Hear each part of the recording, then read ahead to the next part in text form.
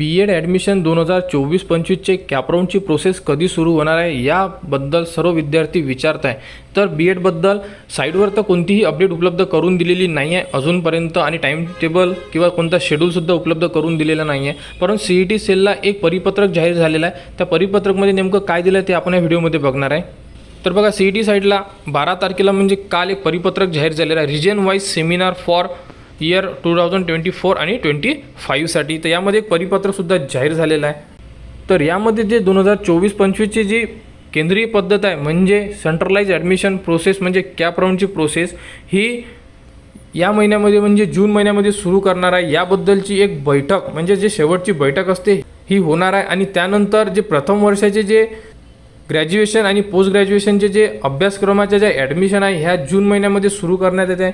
याबद्दलची माहिती या परिपत्रकामध्ये जाहीर करण्यात आली आहे। म्हणजे बी.एडसाठी जे विद्यार्थी यावर्षीला ॲडमिशन घेणार त्यांची ॲडमिशन प्रोसेस येत्या काही दिवसामध्ये म्हणजे याच महिन्यामध्ये सुरू करणार आहे अशा प्रकारे परिपत्रक जाहीर झालेलं आहे। तर बी.एडसाठी जे विद्यार्थी ॲडमिशन घेणार आहेत त्यांनी सर्व डॉक्युमेंट रेडी करून ठेवा।